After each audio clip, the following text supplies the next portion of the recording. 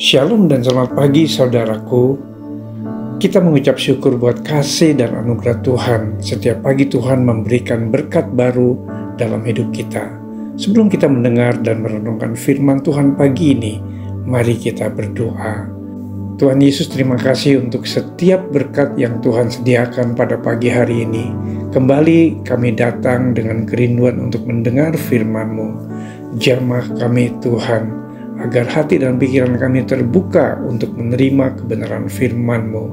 Hanya di dalam nama Yesus kami berdoa. Amin.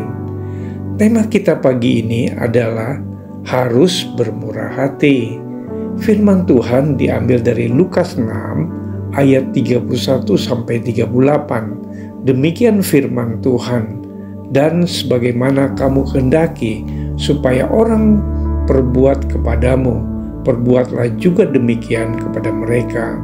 Dan jikalau kamu mengasihi orang yang mengasihi kamu, apa jasamu?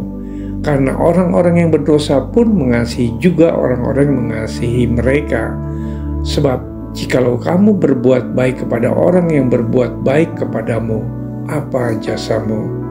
Orang-orang berbuat dosa pun berbuat demikian. Dan jikalau kamu meminjamkan sesuatu kepada orang, karena kamu berharap akan menerima sesuatu daripadanya, apa jasamu? Orang-orang berdosa pun meminjamkan kepada orang-orang berdosa, supaya mereka menerima kembali sama banyak.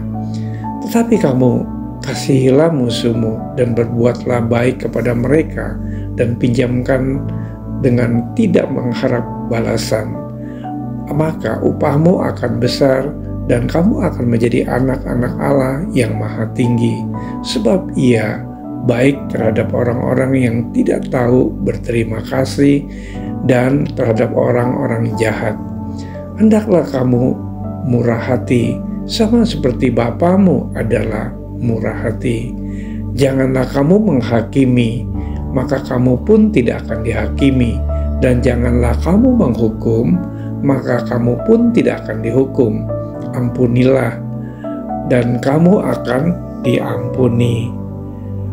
Berilah, dan kamu akan diberi. Satu takaran yang baik, yang dipadatkan, yang digoncangkan, yang ditumpahkan keluar, akan dicurahkan ke dalam ribaanmu. Sebab ukuran yang kamu pakai untuk mengukur akan diukurkan kepadamu. Saudara-saudaraku, seorang anak biasanya mewarisi sifat-sifat orang tuanya. Seperti kata pepatah yang mengatakan bahwa buah jatuh tak jauh dari pohonnya. Keteladanan hidup yang baik yang ditunjukkan oleh seorang ayah akan menghasilkan generasi yang berkualitas pula.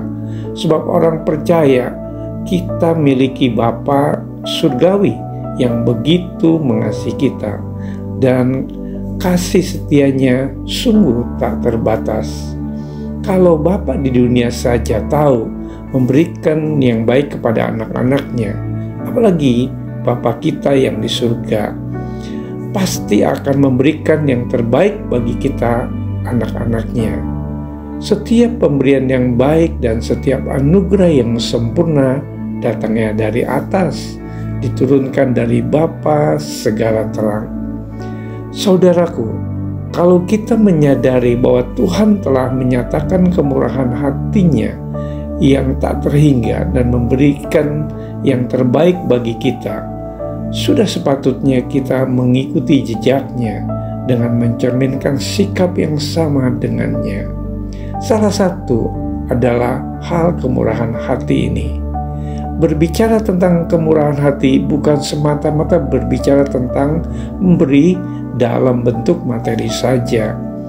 Dalam kamus bahasa Indonesia, arti kata murah hati adalah sebuah perilaku mudah memberi, tidak pelit, penyayang, dan pengasih, suka menolong, baik hati.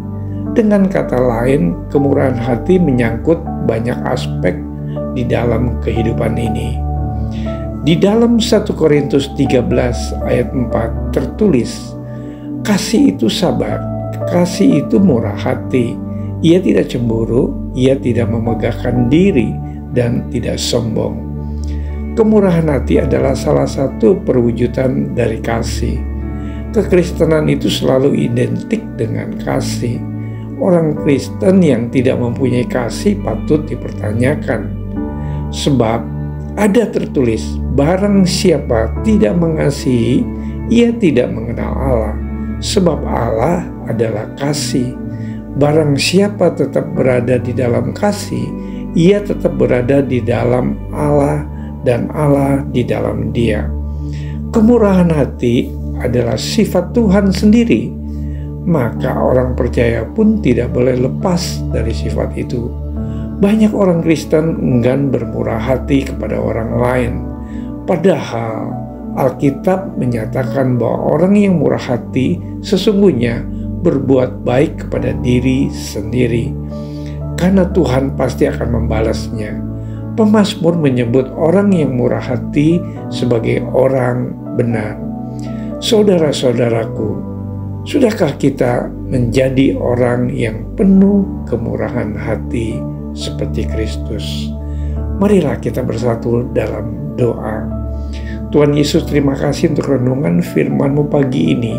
Tuhan, kami bersyukur atas kebaikan dan kemurahan-Mu, sehingga kami beroleh kasih dan anugerah-Mu dalam hidup kami. Kiranya Roh Kudus membimbing kami, supaya kami memiliki kasih dan murah hati kepada orang lain. Di dalam nama Yesus kami berdoa. Amin. Selamat beraktivitas. Tuhan Yesus memberkati.